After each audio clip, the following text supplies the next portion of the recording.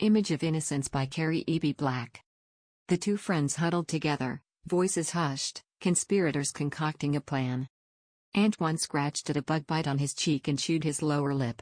"You're sure she lives there? Is it even a house?" Aaron's eyes danced with fanaticism. "I'm telling you, a princess is trapped in there. She's really sick and can't get out." Antoine shifted his weight from leg to leg. "What are we supposed to do about it, though? We're just kids." "Antoine, kids can do anything if we set our minds to it. Besides, the grown-ups wouldn't believe us, so it's up to us." When Antoine straightened, he stood a head taller than Aaron.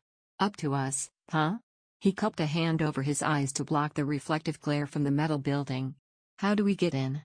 There's only one door and no windows." "Yep, and the door's guarded. See that guy over there in the shade? Shoot. Is there a back door or something?" "Not that I've found, but here." She held out a silken cloth. "The princess's mama gave this to me. It will only work out here where there's nature, though." The material slid smoothly through his fingers. "What is it?" Aaron slipped beneath the material and disappeared without a sound. "Whoa." Antoine's voice quavered a bit. "Aaron?" He stepped to where she had been and felt her warm bulk. "SHH. Get under here with me, and we'll sneak to the door and wait. They bring lunch at noon. We'll leave this where we can find it again and hurry in with the delivery driver." "Then what?" "I'm not sure. I guess we'll figure it out as we go along." "Shouldn't we have some kind of delivery boxes or something, too? You know, to blend in, since this invisibility thing won't work inside?" Aaron squeezed his hand. "That's a brilliant idea. Come on." Still glowing with the compliment, Antoine reached into his pocket. A few quarters, a dime, a bunch of pennies, and maybe a nickel rattled at his fingertips. Oh. Might be a problem with this plan. "Do you have any money?" Aaron reached into her overalls front pocket and produced $1 and a couple of coins. "All I've got left from my allowance." She blew a bubble, blushing. "Wish I wouldn't have used it to buy candy and gum." Antoine chuckled. "Thanks again for sharing it with me." In a breathy, excited voice, Aaron said, "Wait, I have another idea." Antoine scowled. "What are you thinking?" "We'll stay under this invisibility shield and creep over to where that guy is sitting. We'll wait until he orders. Then we'll go wherever he orders from and deliver the food ourselves." The clerk furrowed his brow and consulted his order slip. "I thought that was for delivery." Aaron shrugged. "We were in the neighborhood." The clerk narrowed his eyes. Aaron widened her grin. "Just a minute." The clerk called into the kitchen and had the order brought to them. "Thank you." Aaron waved as they left. Antoine's serious face melted into delight as they mounted their bikes. That was brilliant. The guard's face crinkled with a scowl of suspicion. "They have kids delivering now? Family business, you know." The guard's brows rose, taking in the disparity between Aaron and Antoine's appearances. Antoine balanced the pizzas and salad. "The food's getting cold, mister." The guard spat on the ground, shrugged, and led the way into the compound. Aaron shot Antoine a triumphant grin before following. Overhead lights buzzed and their footsteps echoed as they made their way to a metal door. The guard knocked, the door opened, and the children followed him into a living room of sorts with computer terminal views of the property. One of the monitors showed a young girl perched on the edge of the bed. Its frilly pink canopy appeared shabby compared to the girl's pale beauty. As though sensing Aaron's gaze, the girl looked into the camera and smiled. Aaron nodded before continuing her charade. "Where do you want us to put this?" She lifted the bottle of soda pop. 3 guards fell upon the meal, took the boxes and quickly snatched out their slices. The outside guard frowned and took the 2-liter soda pop. "Hey, I ordered. Save some for me. Besides, who's taking care of a tip for the kids?" Around a mouthful of pizza, the oldest guard muttered, "Thanks." "Yeah, thanks." The outside guard clenched his jaw and reached into his pants pocket. He held out $1 for each kid. Antoine stared at the dollar in his hand. "Thanks." The guard's lips twitched, but he did not smile. "You're welcome." The other guards threw an empty box into a trash bin. The outside guard bent close to Antoine. "Say, I'll give you another $1 if you take this salad to the door around the corner." He pointed. "Just make sure you close the door when you leave. Do you understand?" "Sure." Antoine grinned and accepted the salad. As the outside guard elbowed the other guards from the pizza, Antoine and Aaron knocked on the indicated door. Lunch. They turned the handle and pushed the door open. The girl who answered the door smelled of honeysuckle and wore no shoes. Antoine's eyes widened and his voice cracked. "Hello?" He held out the salad. "It's a salad." The girl inclined her head but said nothing. Aaron whispered, "I met your mom. She misses you." The girl gasped. Her hand rested on her lips, and her voice trilled like bells. "How did you meet her?" Aaron shrugged. "I made a fairy house in my backyard. She likes it, I think." Antoine cleared his throat. "I helped her make it." Both girls turned their gazes on him. He gulped. "Well, I will. I kept telling her I would. Aaron, that is.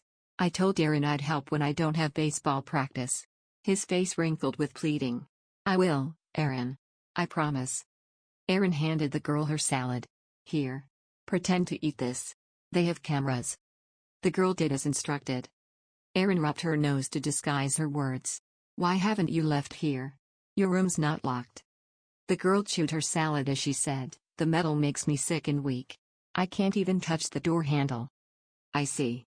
Aaron chewed her lip. "Guess that's why your mom couldn't come. The metal must be bad for fairies. Antoine, go get your tip from the guard.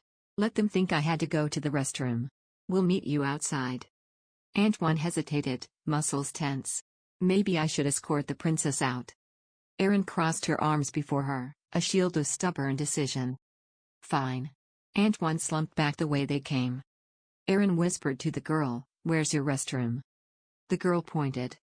"Great. Let's change clothes. Hurry, before someone notices." When they emerged, Aaron had unbraided her hair and allowed it to obscure her features. She wore the girl's frilly nightgown and took the girl's place at the desk. She speared a tomato with a plastic spork. Using the mouthful as cover, she said, "Hurry. Catch up to Antoine. And like I said, use that cloth as soon as you get outside. Don't look back. Tell Antoine I'll be out in a jiffy. Okay?" The girl tucked her newly braided hair into Aaron's hat, ducked her nodding head, and walked out the open door to join Antoine. After she heard the outside door clang shut, Aaron pushed the styrofoam container away, rested her head on her elbows, and pretended to cry. The door creaked behind her. A gruff voice she recognized from the outside guard asked, "Are you okay?" Aaron ran to the man and hugged him, burying her face in his shirt material. Words rushed. No, I'm not okay. I miss my mother. Please, mister, please let me go." The guard pushed at her, but she clung to him. Her tears wetted his smoke-smelling fabric. "Let go, little girl."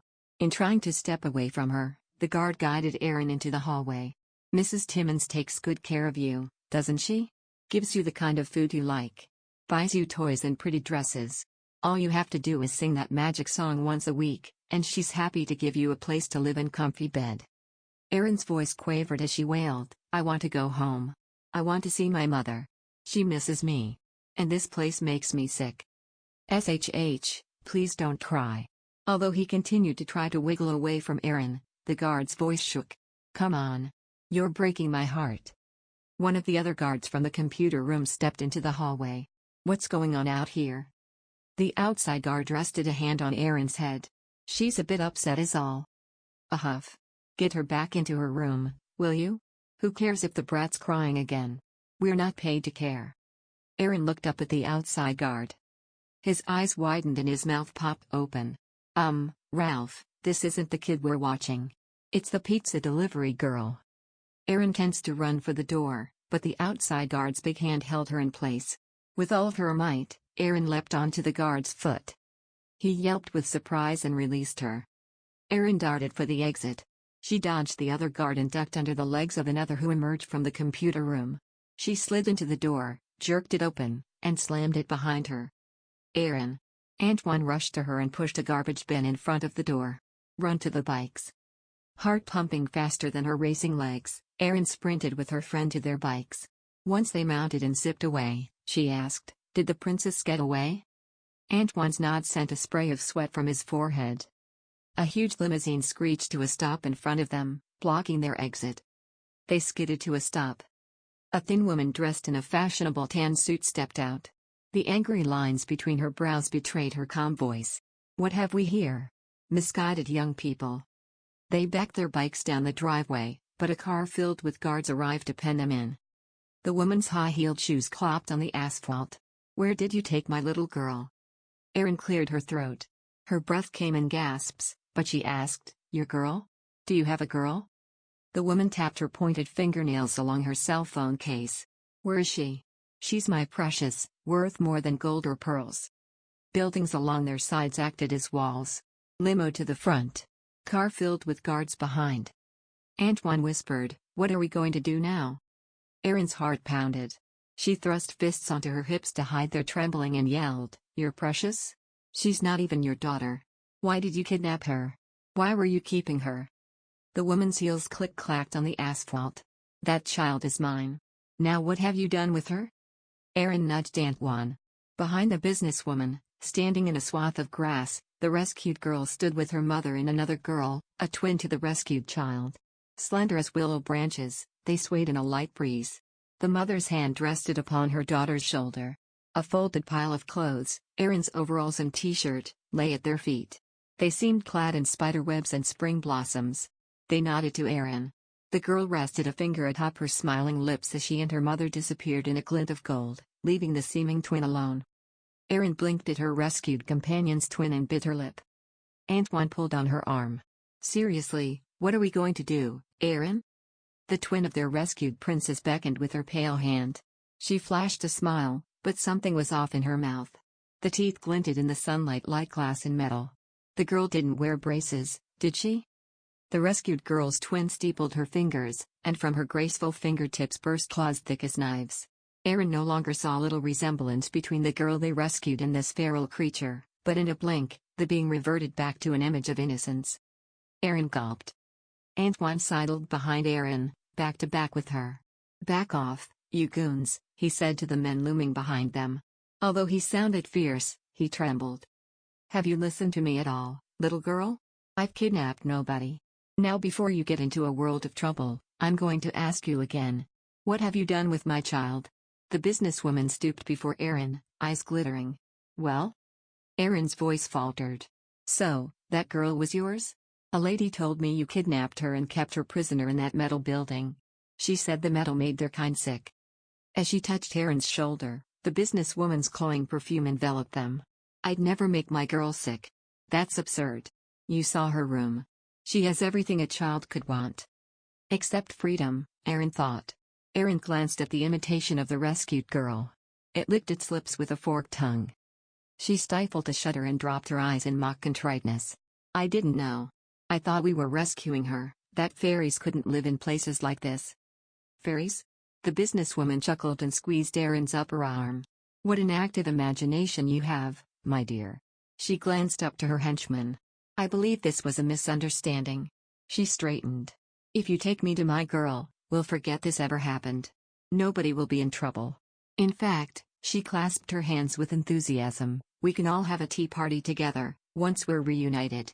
A self-satisfied smile crossed the businesswoman's face. She used a sickeningly sweet tone when she asked, "Would you like that?" Erin glanced behind the woman and cleared her throat. Sure." Antoine stiffened. Erin reached behind and squeezed his hand twice, their secret message for "it's okay." She asked, "What's her name?" The businesswoman's brows lowered. "Whose name?" "Your child more precious than treasure." "What's her name?" The businesswoman faltered for but a second before she said, "Oh. Her name? Jill. I call her Jill." Erin pointed. "Jill's right behind you, there, in the grass." The businesswoman turned and gasped. "Get her, you fools, before she disappears." The guards rushed to comply. Erin and Antoine sidled to the exit with slow, stealthy movements. As they reached the grassy area, screams echoed off the metal buildings. The fake fairy princess used claws and teeth, shredding through uniforms and ripping into the guard's skin. With a gasp, Erin turned from the violence, and Antoine clutched her to his side. The businesswoman's curses and the guard's pain pursued them as they rushed from the business park. They didn't stop until they reached Erin's backyard. She sunk into a blubbering heap before the fairy house. Antoine knelt in the moldering leaves beside her. His hugs did little to stop her outpouring. "I didn't know fairies could be so mean," she sobbed. A voice like a summer breeze drifted with citrus smells. "We're not mean, child." Erin blinked through her tears. Antoine froze, holding Erin in an iron grip. Dazzling sunlight shone on the mother and her rescued daughter. We of the fair folk protect our own. There aren't many of us left, after all. The mother tilted her head and blinked two large eyes. You didn't believe that wicked woman's lies, did you, little Erin? She rested a hand with overlong fingers atop her daughter's head and whispered to the girl, tell her. The girl stepped before Erin and Antoine. She rested an almost translucent hand to her forehead. I heard every day when I was there. She stole me when I was playing in some apple blossoms, trapped me in a net made of iron. Tears rolled over her cheeks. She stole my magic every day. I was too sick or weak to even think. Erin's lip trembled. But why? Why did she do it? The mother's eyes glinted like metal. Fey magic keeps people from aging and heals, but at a terrible cost to the fair folk. If stolen, while it spares the human, it kills the fair folk. The unearthly girl touched Erin and Antoine's cheeks. Thank you. I'd have died if you didn't rescue me. The mother sighed. Yes, thank you. You'll forever be our fairy friends. Erin studied their faces, but their profiles blurred. The color of their hair swirled together, their skin subdued, and without another word, they disappeared. Blinking at the shimmer where they'd stood, Erin turned to the tree line and caught a glimpse of the fairy princess's twin as it flitted between trunks, silent as a shadow. Antoine reached where the woman and her child had stood moments before. Dust motes swirled in the sunlight away from his grasp. With a look of bemusement, he asked, do you want to decorate your fairy house, Erin? Erin's search for the twin left her voice distracted. No, I think I'll leave the fair folk alone for a little while.